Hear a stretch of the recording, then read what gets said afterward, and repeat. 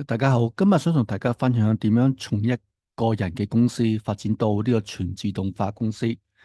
咁我就一個人就開始創業啦。嗰陣時應該係2001年開始啦。咁嗰陣時就一個人開始就做一個公司嘅。咁嗰陣時就其實冇方向嘅，完全係唔知做乜嘢嘅。咁啊開始寫啲程式啦，做啲 demo 啦。咁就算係冇客咧，我都會做一啲例如貿易系統啦、零售系統啦，咁做完之後攞出去賣。因為我發覺其實如果你乜都唔做嘅話咧，就算有客係需要啲咁嘅系統嘅話，係唔會揾你嘅。其實好多時都係當某個客啦，例如做一個洗衣店啦，佢揾我哋嘅原因係因為我已經做咗零售系統啦。咁零售系統其實都係賣貨啊咁樣。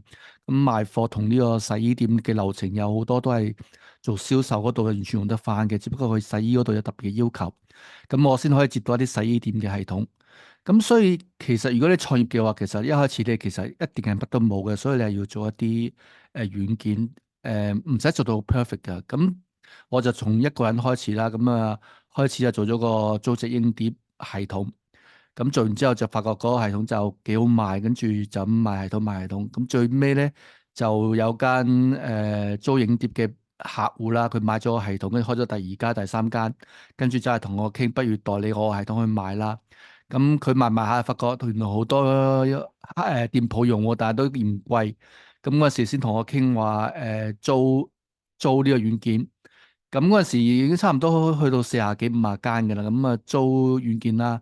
咁嗰陣時我用一啲好粗略嘅方法，就改咗一啲程式，就每個月就要俾50個密碼俾佢哋。咁嗰啲加盟店啦，咁俾咗錢俾佢哋之後，佢就俾啲密碼俾佢哋去註冊。咁呢個就形成咗個月租嘅系統。咁慢慢我就發覺咁樣俾密碼好唔方便喎。咁去到好後期啦，好後期我發展呢個餐飲啦，餐飲軟件其實就有啲人係同我代理啲餐飲軟件。咁我嗰陣時都係每個月咁樣俾 license 佢哋，咁發覺係好唔方便。咁所以嗰陣時就開始就做一啲自動嘅註冊嘅 license code。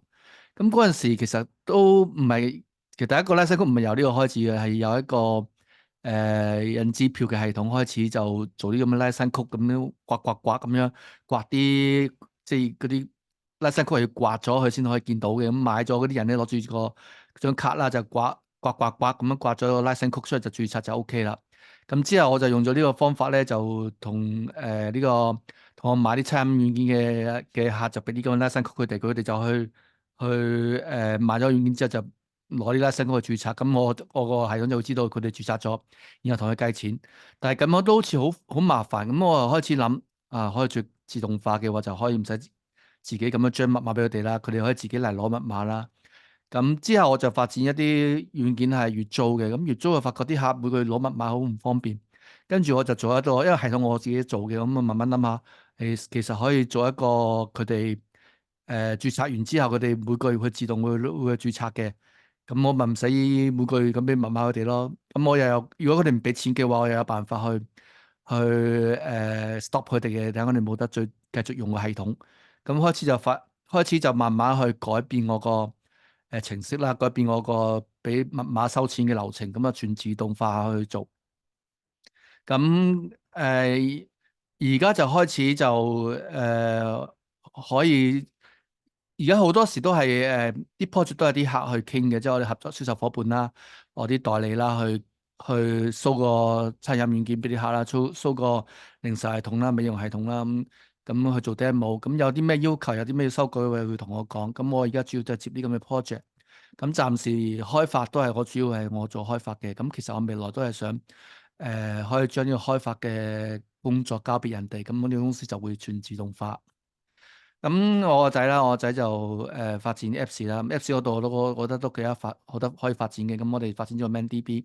咁 ManDB 而家主要都係做啲MemberDB 啦，即係做啲會員系統嘅功能啦，例如儲積分啦，send 啲 coupon 俾啲客啦。